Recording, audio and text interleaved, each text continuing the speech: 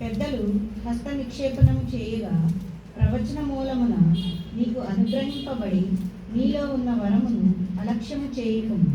నీ అభివృద్ధి అందరికీ తేటగా కనపడి నిమిత్తము వీటిని మనస్కరించు. వీటి ఎందే సాధకము చేసుకొను.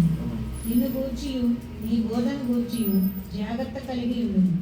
వీటిలో నిలకడగా ఉండును. నీవిలాగు చేసి నిన్నును నీ బోధ విను వారిని రక్షించుకోను. హల్లెలూయా. దేవుడికి మహిమ కలుగును గాక. 14వ వచనం చూద్దాం ఒకసారి. పెద్దల హస్త నిక్షేపణము చేయగా ప్రవచన మూలమున నీకు అనుగ్రహింపబడి నీలో ఉన్న వరములను అలక్ష్యము చేయకుము. నీ అభివృద్ధి అందరికీ తేటగా కనబడు నిమిత్తం వీటిని మనస్కరించుము. వీటి అందే సాధకము చేయండి. దేవుడికి మహిమ కలుగును గాక. అంటే ఏమంటుండు? ప్రాక్టీస్ చేయాలి కదా. దేవుడికి మహిమ కలుగును గాక. ఇప్పుడు దేవుని ఒక గొప్ప ఆధిక్యత, ప్రేమ, సంతోషం ఏంటి అంటే 12వ వచనం చదువుదాం ఒకసారి. 12 చదవండి. నీ యవ్వనమును బట్టి ఎవడను నిన్ను తృణీకరింపనీయకము గాని మాటలోను ప్రవర్తనలోను ప్రేమలోను విశ్వాసములోను పవిత్రతలోను విశ్వాసులకు మాదిరిగా ఉండు. హల్లెలూయా. దేవునికి మహిమ కలుగును గాక. ఎన్ని ఉన్నాయి ప్రవర్తనలాడా?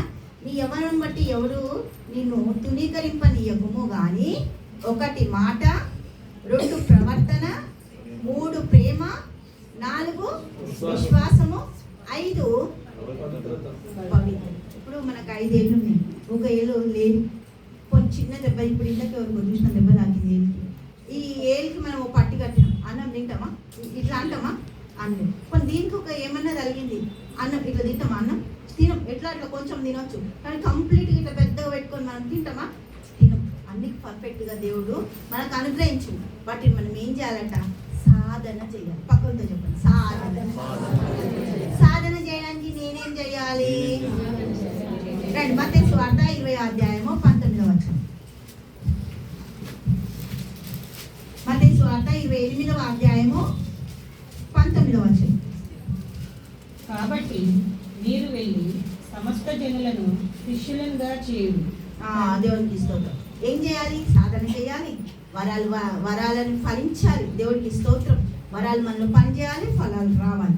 వరాలు విత్తుతేనే ఫలాలు వస్తాయి. ఫలాలకి మనం ఏం సపరేట్గా చేయాల్సింది ఏం లేదు. ఇప్పుడు మనం ఏమనుకుంటాం? ప్రార్థన చేస్తున్నాం, దేవునికి స్తోత్రం, దేవునికి టైం ఇస్తున్నాం కదా. నేనేం చేస్తున్నా తెలుసా? నా విలువైన కానుకలు దేవునికి ఇస్తున్నా.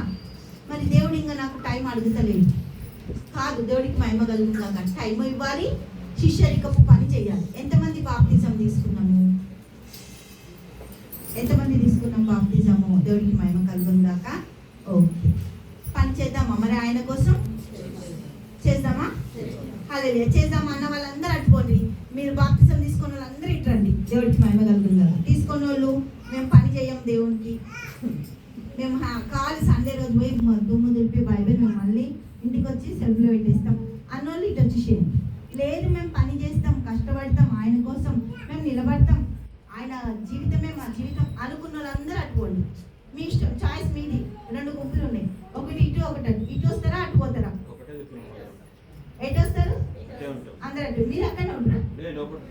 మీరు ఎటు వస్తారు? మరి రండి. మరి లేకపోతే ఇదే ఉంటారు. మళ్ళీ మీ ఇష్టం. దేవునికి మహిమ కలుగుతుంది కాక. అయ్యో నేను బాప్తిజం తీసుకోలే. ఎట్లా అంటే తీసుకుంటాం తర్వాత.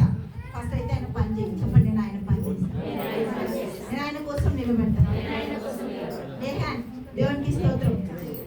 అందరికి ఇప్పుడు అన్నయ్య వచ్చి ఆయిల్ వేసి ప్రేయర్ చేస్తాడు. అన్నయ్య వెనకాల నేను వస్తాను. దేవుడికి మహిమ కలుగుతుంది కాక.